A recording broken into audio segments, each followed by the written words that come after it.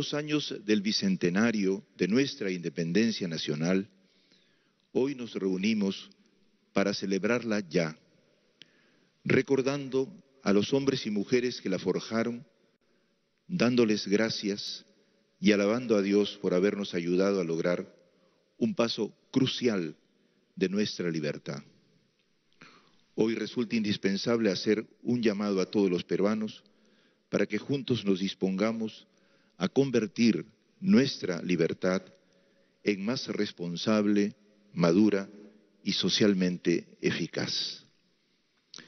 En el texto leído, el profeta Isaías recordaba la liberación en la época de los reyes del Antiguo Testamento.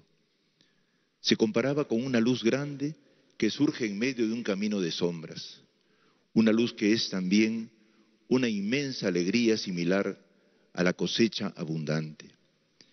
En la Biblia, Dios avivaba la esperanza de su pueblo y cada vez que quería intervenir decisivamente en su historia, generaba un niño, llamado a gobernar con sabiduría, justicia y paz para su pueblo.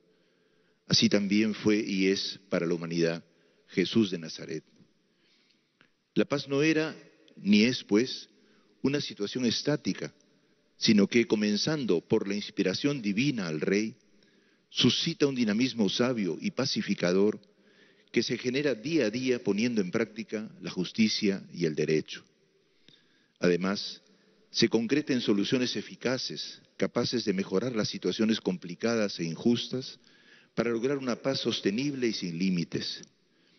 Isaías nos invita a mirar nuestra historia, porque también nuestro pueblo ha visto la luz en medio de muchos momentos oscuros. Aunque a veces tardaba, la luz comenzaba a vislumbrarse como al final de un túnel. ¿No fue así acaso cuando durante y después de siglos de coloniaje y opresión, los peruanos logramos afirmar la independencia que hoy celebramos? Y en el presente cercano, ¿no fue así cuando, después de tantas equivocaciones, un pequeño e inteligente grupo de peruanos logró iniciar la derrota del terrorismo sin disparar un solo tiro?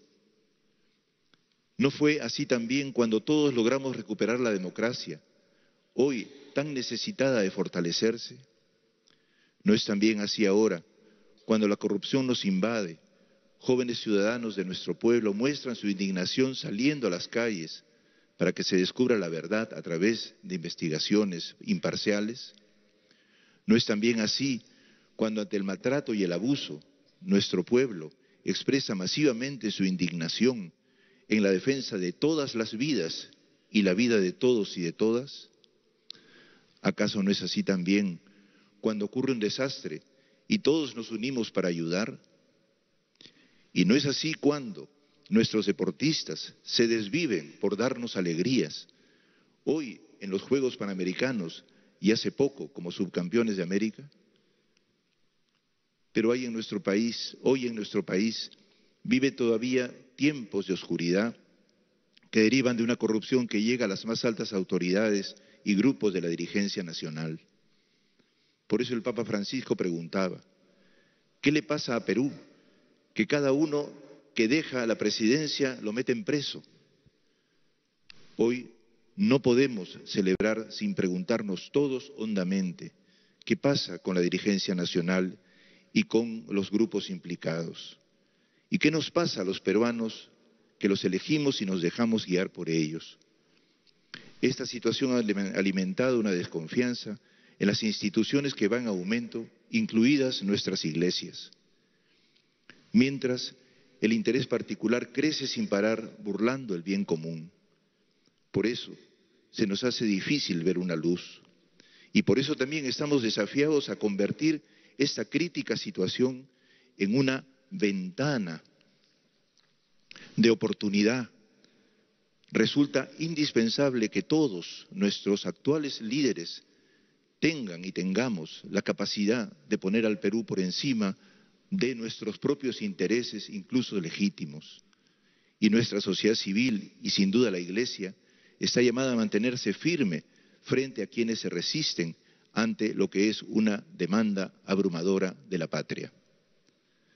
Nuestra Iglesia no es ajena a esta realidad. Los 2 siglos que han pasado muestran que nuestros mejores momentos han venido no de una fe ciega, sino de una fe lúcida, reflexiva, consciente y responsable. Ella nos permite renacer y volver a la condición más íntima de nuestro ser para recapacitar y mejorar. Ahora, en una coyuntura que acumula una historia de larga duración, es más propicio afrontar nuestros grandes problemas volviendo a ser como niños, renaciendo, recapacitando, acogiendo el espíritu del amor y de la justicia, reflexionando y actuando a favor de nuestro pueblo.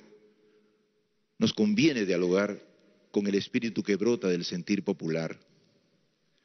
Quienes lo hicieron en el pasado aprendieron que para comprender la anchura y hondura de cada coyuntura se requería de la apertura de espíritu mucho mayor, capaz de abarcar la inmensidad de detalles que están en juego.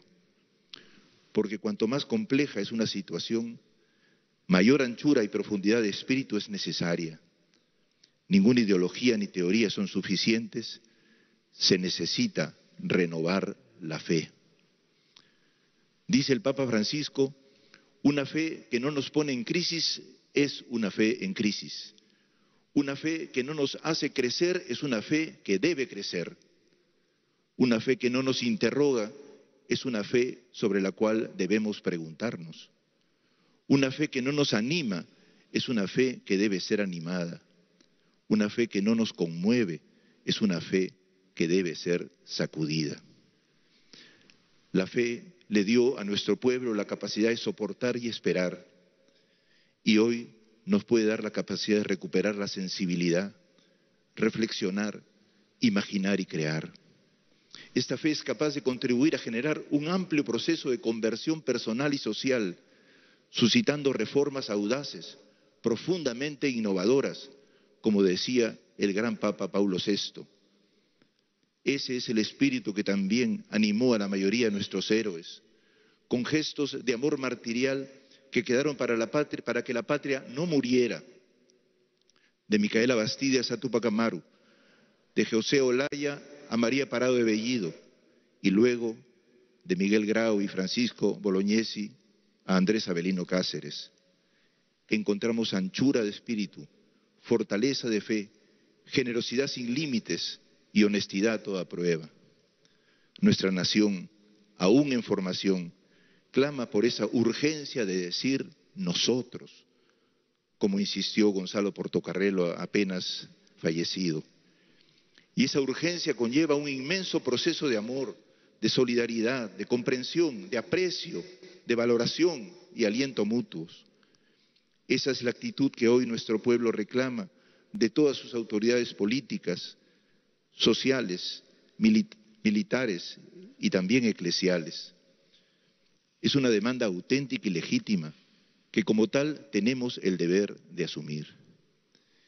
En el Evangelio que hemos leído, María se levantó y estando encinta no se quedó quieta en la cama, sino que fue deprisa a ayudar a Isabel en su embarazo tardío. Percibe el problema de Isabel, anciana y estéril y ahora encinta y fecunda, y corre por el camino más peligroso de la montaña hacia Judea. Lo hace porque cree en el Dios que afronta las cosas imposibles. Se trata de un encuentro sencillo pero profundo, en que ambas mujeres se proclaman mutuamente la bendición. Es un diálogo alentador, porque en ellas se ha engendrado la esperanza de su pueblo, y en ellas las bendiciones ayudan a reconocer que Dios se fija en su humillación y actúa con justicia desde los pequeños. Bendición significa decir bien. Y decir bien en Dios es hacer bien. De modo que somos constitutivamente, todo ser humano y todo peruano, un bien, un don y una alegría, una dicha, es decir, una bendición. Para crearnos Dios dijo bien de nosotros, nos creó a su imagen de amor para que nos asemejáramos a Él amando. Por ello somos palabra, poesía recitada por Dios gratuitamente para expresar el amor a los demás, no para despreciar. La sencillez de aquel encuentro nos recuerda cuál es el corazón de nuestro catolicismo. El catolicismo o es sencillo y solidario o no es catolicismo. Decía el profeta Miqueas, lo que Yahvé quiere de ti es solamente que defiendas el derecho, que ames la lealtad y camines humildemente con tu Dios. Por eso en un país en el que nos hemos habituado a la desigualdad, a las discriminaciones y desprecios, los creyentes estamos llamados a apreciar y decir bien, a restaurar y generar vínculos, lazos de amistad sincera, personales y sociales. Reconozcamos el valor que tiene cada cultura y cada pueblo. El Papa Francisco nos ha llamado especialmente a reconocer y alentar a los pueblos originarios amazónicos ante la voracidad que destruye su hábitat natural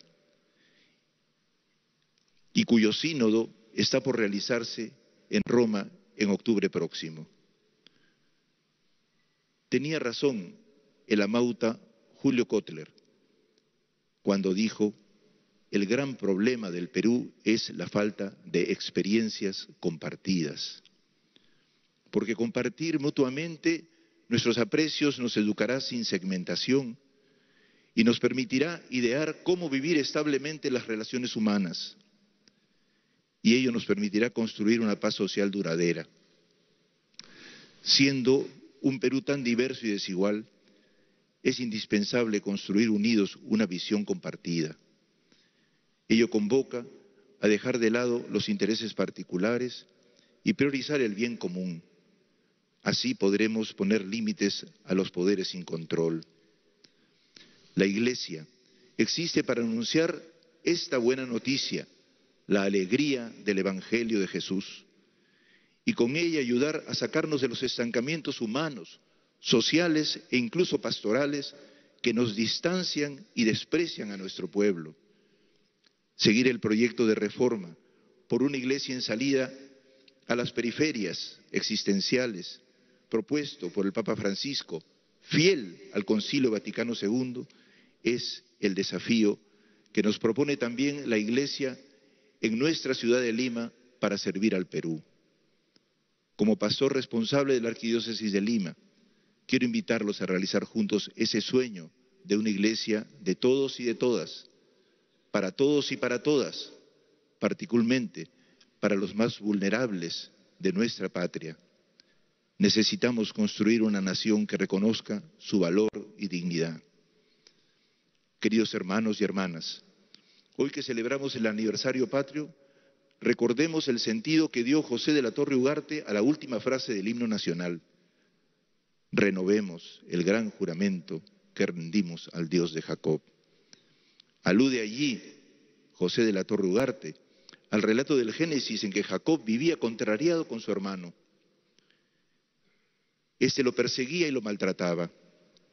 Jacob vivía en el miedo, como miedo sentimos los peruanos, que desconfiamos unos de otros sin conocernos ni comprendernos, sin apreciar la riqueza de los distintos a nuestro círculo e incluso sin entendernos a nosotros mismos.